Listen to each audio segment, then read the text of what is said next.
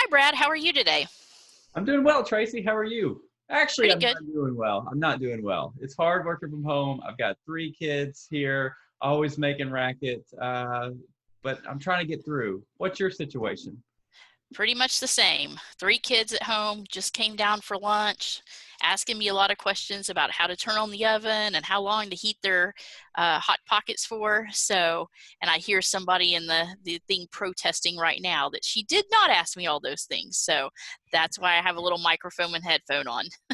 Yeah, well, I know the pain. It's sort of interesting though because we study this stuff, we teach it, and we've written about it quite a bit, and here we are now living it. I'm wondering if it might be useful for us to share some of the things that we've learned over the past probably 2 decades now of thinking about telework and virtual work. Are you cool with that? I'm absolutely cool with that. So we're going to talk about bridging distances with virtual teams today, right? Yeah. So as you know, because of the scenario we're in, many of us are being called on to work remotely or away from our typical office for the first time. Some have had practice, others are complete novices, but it's a big challenge. The good news, I guess, is that virtual team research and virtual or telework research also has been shown to have some pretty distinct advantages over traditional working environments. So I guess we could cover first some of the challenges managers face when their employees move to this environment and when they move to this Mhm. environment, and then maybe get into some potential solutions. Okay. Well, research suggests that in many cases that virtual or telework actually has some benefits. What are the benefits that they can have? Yeah, that's a really good question. So telecommuting and virtual work research suggests that in a lot of cases, not all cases, but in a lot of cases, people actually have higher levels of job performance. And surprisingly, we're not just talking about task performance, the typical day-to-day stuff. We're talking about also citizenship and helping behaviors. So they're reaching out, helping colleagues get through it. The reason we think that happens is because, in many ways, telework gives us a little bit more autonomy in our job, and autonomy is one of the most motivating factors we can have. Um, so people not only work a little bit harder on their own stuff, but they're more satisfied and less likely to quit. I think one interesting thing is that telework was originally praised decades ago, praised as this way that we're going to get all this flexibility and work-life balance. And in some cases, that's true, but in a lot of ways, and a lot of us are experiencing this now, that actually has not been uh, a consistent benefit for folks. And a lot of times we struggle, we feel like we're always on the clock. I do want to talk about those benefits really quick and qualify some of the things I said. The effects that we observe in research are actually quite modest. So yeah, you might perform a little bit better in virtual environments, but it's not going to be a dramatic shift. So I think the big thing that me and you would probably want to convey to managers that are kind of managing a group for the first time through this is that there's no reason to believe your employees won't perform as well or better than folks. We don't necessarily see that it's going to be a bad thing. And, you and I alluded to this when we kicked off our little call here, but a lot of the research has also been conducted on people that have chosen to Mhm. go through virtual arrangements. And we're in a little bit different environment here. We've been forced to work from home. A lot of us are charged with, raising children, working alongside a spouse, and in some cases even educating our children since the schools Mhm. are out. So this is going to be a challenge. And you've studied these challenges a lot. What are you seeing? So one thing I'm seeing is that people who've just gone remote are often surprised by the time and effort that it takes to get information, track down their coworkers. There's a lag in communication because I can't just go down the hall and knock on your door and say, "Hey, I need this," right? I need to send you some kind of message, and I have to wait a little while to get a reply back. And sometimes I get distracted in the interim. So there's actually a cost, a time cost associated with it that we don't anticipate. In addition, both managers and employees often express concerns about their lack of ability to have face-to-face interaction. Um, some of this is because face-to-face interaction leads to things like trust, when people are kind of out of sight, we don't know what they're doing, but also we're human. We desire that social interaction. So there are some definite, feelings that come along with that, negative feelings. And then because of that, we lose this sense of social connection, right? And social connection is important because not only is it key to us as humans and how we interact with others, but it's also something that provides a lot of value to our work. And that's one of the reasons why and how we derive meaning from our work is through these social connections. So the loss of that can cause some problems for us. Um, Yeah, that's a really good point.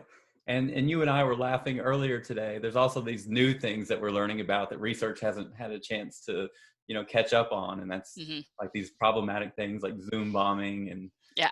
all of the other problems. Okay, so we've covered the challenges. We know there's some benefits. What advice would you give to organizations that want to support their employees in this environment? Yeah, so there are a couple of key things that I think organizations can do, and managers can do to support their employees. The one of the big things that seems obvious, but a lot of people don't seem to necessarily think up front is being sensitive to time zones and daily schedules. Time zones might not be such an issue if you're remote working from a local office, but daily schedules maybe as we have moved to, like you said, doing and helping with virtual education for our kids. I've got 3 kids at home. They're online right now. Actually, they're on their lunch break right now, but they've been online, and I have to be aware of when I schedule my meetings so that we're not eating up the bandwidth. So that's important. So when possible, be flexible. Try to be adaptable and move your meetings around, even if that may mean that you have to meet after hours, right? So maybe take that hour during the day you would have had for meetings for some self-care, go for a walk, drink a cup of coffee. Um, and really important for managers to be aware of. Managers are role models for their employees. So, and their feelings are contagious. So, as much as you can, project confidence and adaptability, and try to have a sense of humor about things. Things will go wrong. I mean, there's no doubt about that. So put it in the list of things that I've learned from, and have a laugh about it, and don't worry too much. What about you? Do you have some additional tips? Yeah, I'm going to piggyback on some of the things you said, but for one, you got to do more than email. It's super easy to fall into this one-way communication of I'm going to fire off an email. It's a very scalable thing. It's quick, it's task-oriented, but really new managers, especially that have not worked in this environment, have to be mindful. They have to find the time to meet with their employees face to face, even if virtually. So they need to get on Zoom, Skype meetings, whatever they're doing, WebEx. Another one related to that is even if you're leading a group or a team, managers cannot forget about the importance of having one-on-ones with their employees. So you want to have definitely in your Zoom meetings with your groups and time for team building type stuff. But you need to be reaching out and supporting your employees on a one-on-one basis too. That means staying abreast of their goals, figuring out what specific challenges they're encountering, and also sharing strategic information from the organization. A lot of times we get these broad emails. I know we've been in this boat recently, Tracy, where we get these broad emails from our organization saying Mhm. what they're trying to do. But sometimes it's helpful to hear from the manager, like how is this going to affect my department and my role?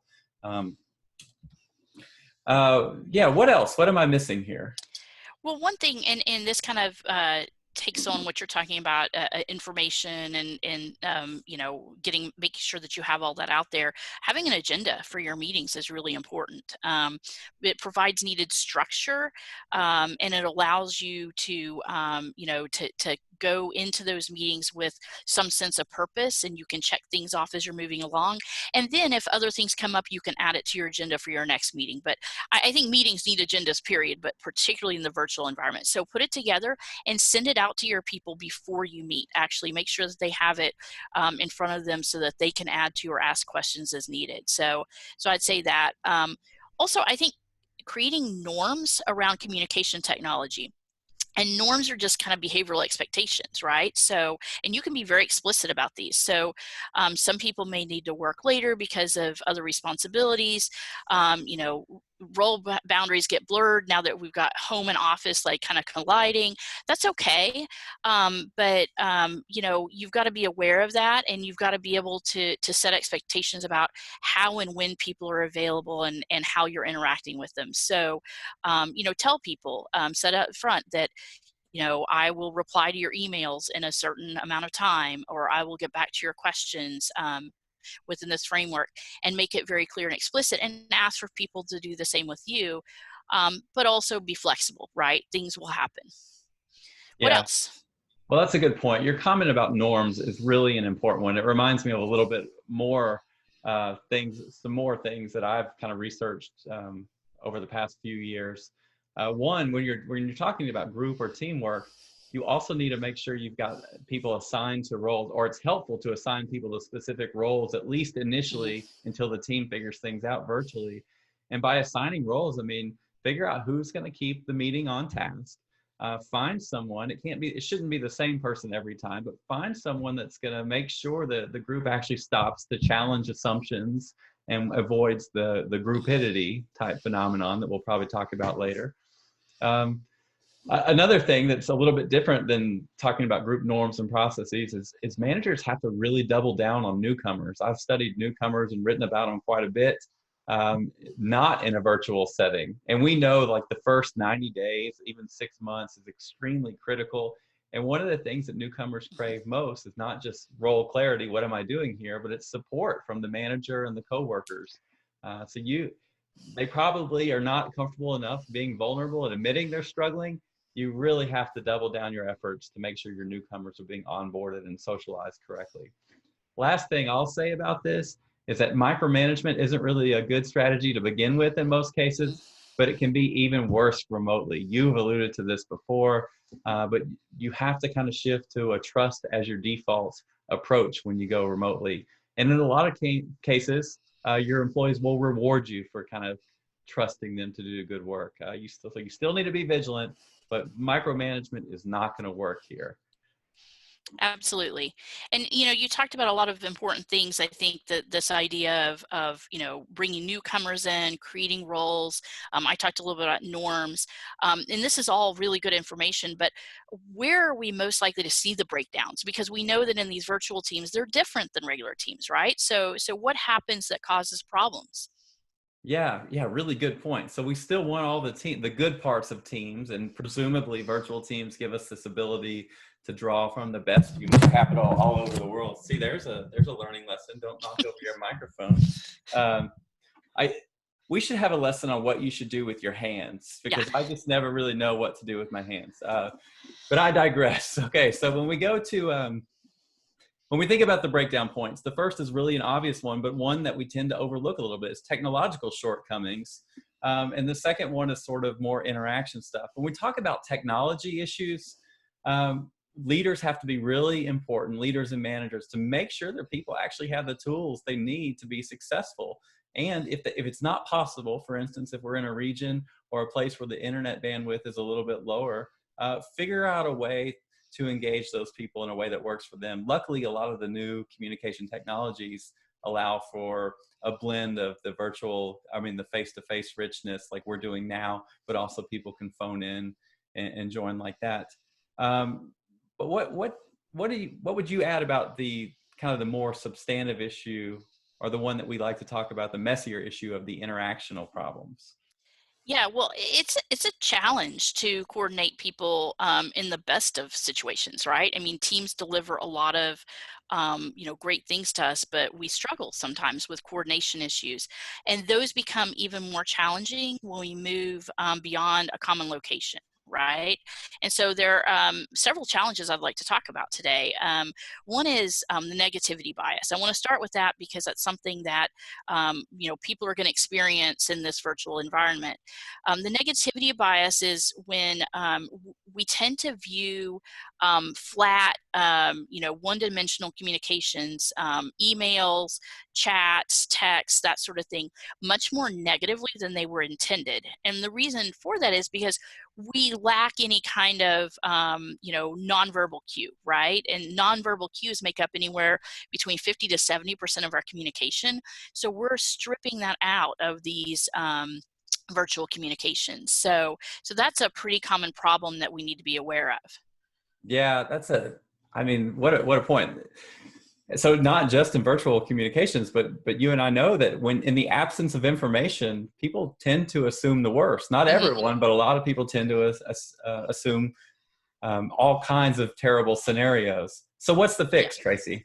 Well, so one fix is just to bump up the richness of your communications, right? So here we are on a Zoom call. As much as you can get on face-to-face calls with people, even with the bridge of the technology, we can see one another, right? We can see when we're smiling, when we're nodding our heads, all that stuff that we couldn't see in the flat, 1D environment. So that's part of it. Also, strive to inject as much positivity in your communications as possible. So you would never walk into somebody's office if you hadn't seen them in a week and throw something on their desk and say, get this to me by 5, right? But that's all too common in the virtual environment because we're trying to be quick and to the point. So injecting positivity just by saying, hi, Brad, how are you today? Is everything good at home? Hope so. This is what I need from you. Thanks a lot, Tracy, right? Very simple email, but just adding in some of that positivity and being unambiguous. If something reads as partly negative, then you need to take it out. And I'm here to say that emoticons don't fill this void, right? They go a little bit of the way, but if you're kind of a sarcastic person and you've got a dry sense of humor, that may not translate well in an email environment. So kind of tamper that a little bit and just try to be like over the top, like Mary Poppins positive in your emails. Wow, I feel like that was sort of a personal attack there, Tracy. That was not a personal attack, Brad. All right. All right. Well, tell us about common information effects. So this is an interesting problem we have in teams in general, and it's exacerbated in virtual teams. So this is where in a team, we tend to overshare information we all have in common, and the uncommon or unique information we have goes unshared. So let's say that we're in a team meeting and all of us have information on the launch date, and we have information on the cost of the launch and so on and so forth. But I'm holding some information about like, something that might be an opposition to the launch and nobody else has that information. It's much less likely I'm actually going to share that information because we tend to kind of almost jump on these informational bandwagons and follow a trail. And so that uncommon information often goes unshared. And the problem is sometimes that's the really important information in making good decisions. Yeah. So what does a leader do about that? Well, one way to do it, and actually the virtual environment in some ways makes this easier, is by sharing all information in some kind of format, like opening up a Google Doc, right? I mean, all the document sharing makes this great, and dumping all of the information you have into that document sharing thing, and then this can lead to team members like soliciting information from that Google Doc as needed. In addition, this is where leaders can be really important because the team leader can solicit information from individuals before they come into these team meetings, especially very critically those people who tend to be quiet in the meetings, right? They often have really good information that they're not stepping up and sharing. Yeah, that's a good point. And we even see it with the groups that we consult with, or even our student groups. A lot of times we go through this exercise where we try to do some form of brainstorming. And you see that one or two people speak up, the conversation gets away from us, or everybody jumps in and shares that, oh, I love that idea. And we've even started in the non-virtual environment, moving to like brain writing Mm-hmm. exercises to Yeah. make sure everybody has an opportunity to share information. And really, you're exactly right. The virtual environment gives us that. Uh, it makes it easier to uncover Mm-hmm. that information. And introverts can actually thrive in that sort of environment. Exactly. Okay, now we also have a problem of our information being distorted in virtual environments and in teams in general. Say more about that. So this is a problem where a message gets changed as it goes through a series of senders and receivers. So think about that exercise you used to play when you were a kid, telephone or electricity, when you'd sit around in a circle and the teacher would start out with a message like, boy, the sky is blue today. And it would get all the way around to the end and the last kid would say, Susie has a red skirt on, right? It would be a totally different message. This actually gets exacerbated in virtual environments because we're often, getting our messages through, like our little mobile devices, right? And you can only read so much on a screen when you're on your mobile device. And so often if there's like a chat or if there's a long, like, reply all chain of emails, that sort of thing, you tend to read the last one, or you tend to read the last screen, right? And so all that information that went before gets lost and gets distorted by the time it gets to that last message or two you're reading. So you're actually sometimes missing things. Yeah, and I'm sure that you do the same thing. I have to be super mindful to read my messages all the way through Hmm. because it feels like information overload, and Yes. you really skim from that phone. First paragraph, you think you got it, and Hmm. a lot of times smart people write long emails, and there's really important information embedded in there. So you got to read it all the way through. So how else do we fix this sort of problem? So I've actually got a fix on both the sender and the receiver side. Okay. So on the receiver side, it's just actually making the time to go back and read through all those messages, right? Right. So, trying to make sure that you go back to the top of whatever it is and read through the chain, so you've got all the information you need. It takes a little bit more time, but it is often worth it in the end because you capture that information you would have lost. The other advice is for senders, so the people doing it. So one is, stop the reply all culture now. Like, if you don't need to reply all, don't do it, because like you said, information overload is another problem. You're just getting too much coming in at once.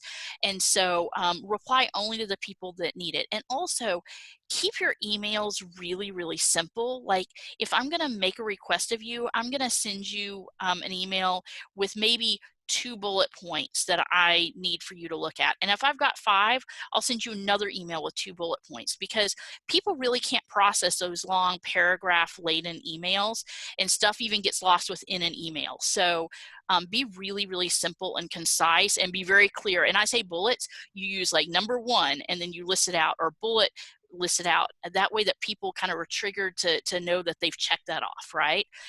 So that's another way that you can fix that.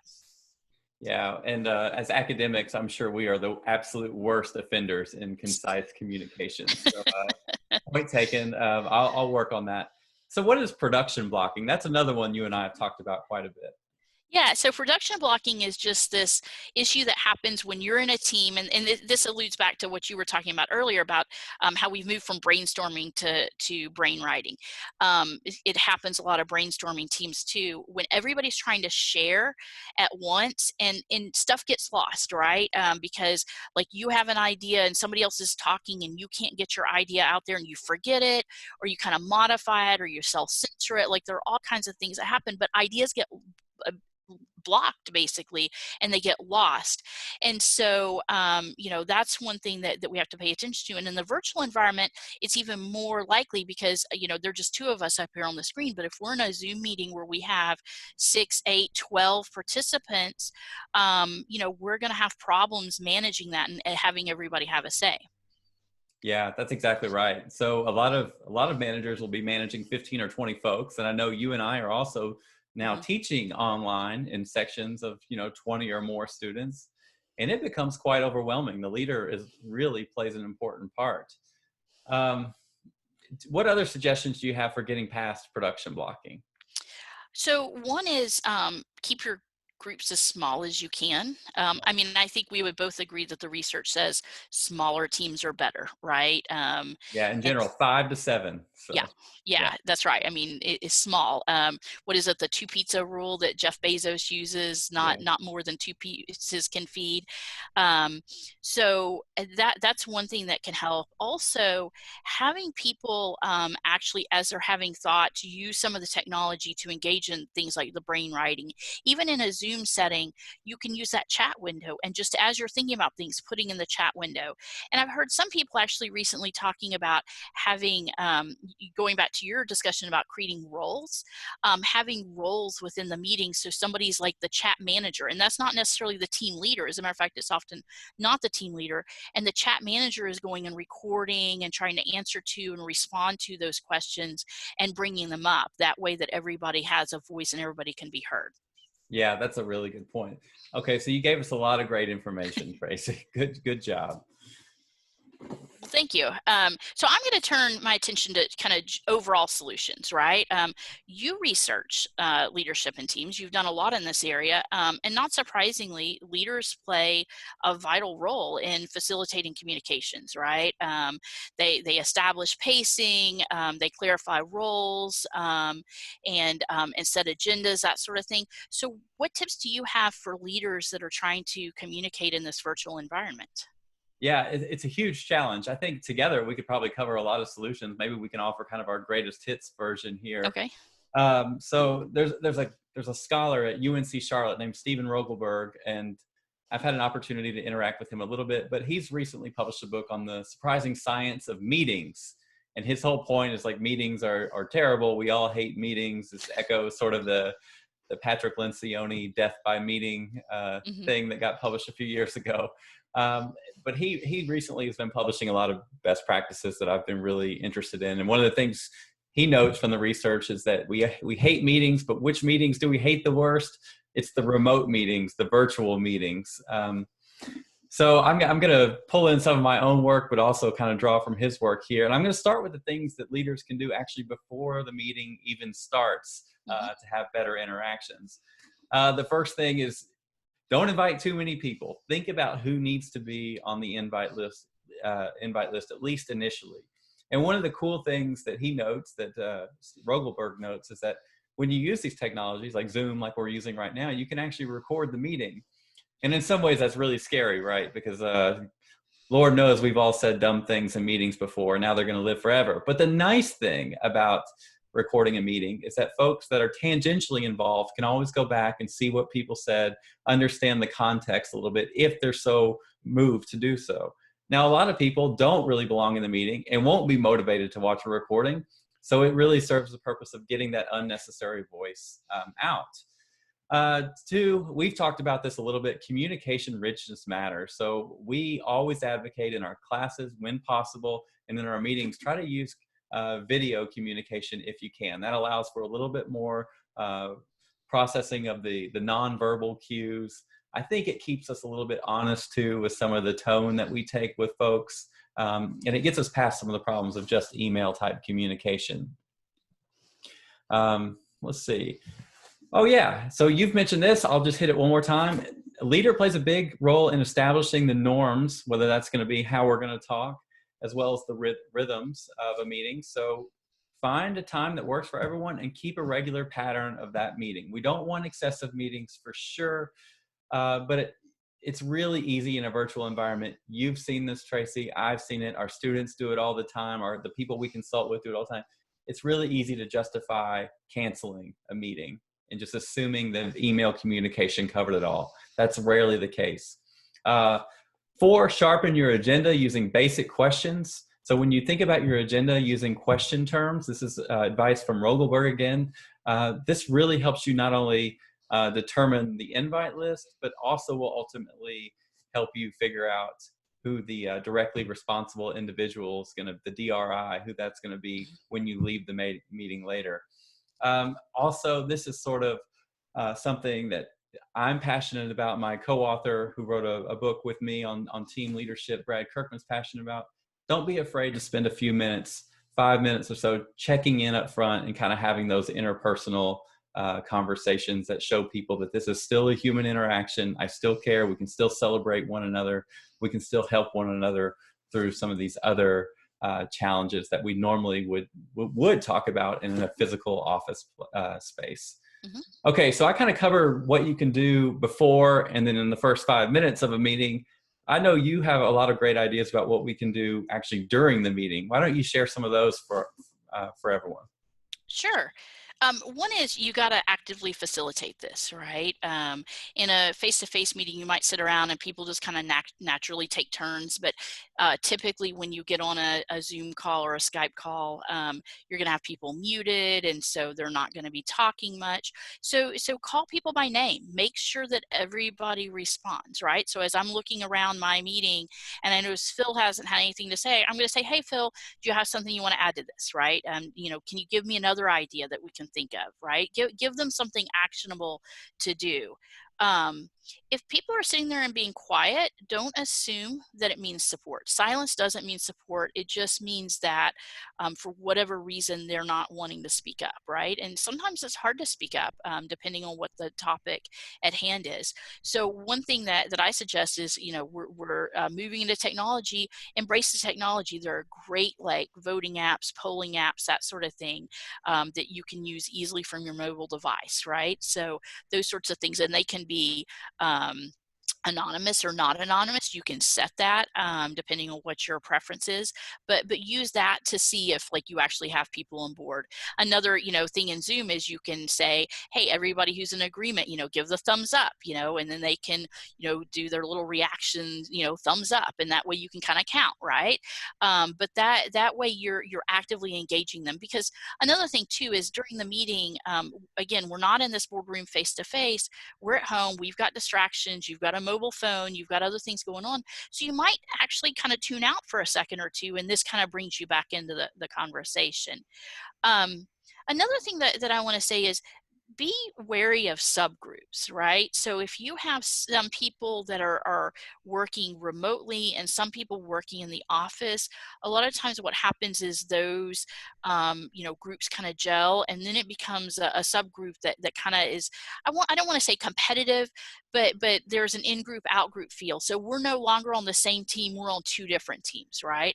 So work to bridge those connections between your people that might be necessary, essential employees in office versus those who are at home, right? To connect people, bridge those distances. And then at the end of your meeting, at the end of every meeting, just like I said, it's really important to start with agendas. It's really important to have some key takeaways, some direct responsible individuals, those sorts of things. So you say, okay, before the next meeting, these are the 3 things we need to do. This is who needs to do them, that sort of thing. And then follow up with what essentially you would consider redundant information, but it's necessary because, again, we're working remotely, we've got other things going on, and so following up with an email to people reiterating what we agreed to in the meeting is, I think, really critical to get people on board. Yeah. We've covered a lot of ground. That was absolutely terrific, Tracey. You're so knowledgeable on this topic. What can we say to kind of wrap up this conversation? So I'd say use this as an opportunity, right? It is a challenge, but use it as an opportunity to better yourself and potentially your workforce, right? Your attitude may be, well, we're just going to get through this, right? But and that may be appropriate. I'm not saying that a lot of people aren't going to get through this and go back to work, but some pioneering companies and some managers are viewing this actually as an opportunity to institute positive changes for the long term.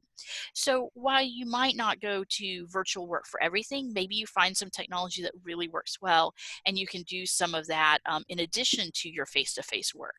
And so I think that what we're going to see is a lot of managers and companies that might have been thinking a little bit about virtual work up to this point, but afraid to make the leap, might try it out and see that they like it. They get a taste of it, and they may allow for more virtual work. So that's one good thing. Also, and this gets back to your point about meetings, I think it really highlights what meetings are essential and what meetings are not essential, right? So sometimes, we think, like you said, that meetings can be handled with an email, and we find out that's not the case, and we need to have this time online. But then some meetings actually could be handled in a different way using other technology, whether it's email or document sharing or that sort of thing. So I think that that's another thing we can do. And then in the end, I think that, I want to get back to some of your research. I think that leaders are essential, right? Leaders are key, particularly in this turbulent time when people are looking to somebody to provide direction, right? So I think that, as a leader, framing this as an opportunity, framing it as a challenge that's doable, and looking forward to kind of, a longer term goal is something that's helpful for your people. All right, awesome. So, what's the best way to sign off of a Zoom call? Do you have any suggestions? I just like the see you later, the I always personal. end up waving, and then I can't find the end meeting button, I so know, I know. I I'm sit always there. like, yeah, scrolling around for it. Absolutely. All right. So, So I don't know that we know the best practice for ending a meeting, but I think there's room for grace there. So It's good talking to you, Tracy. Have a great day. Good talking to you.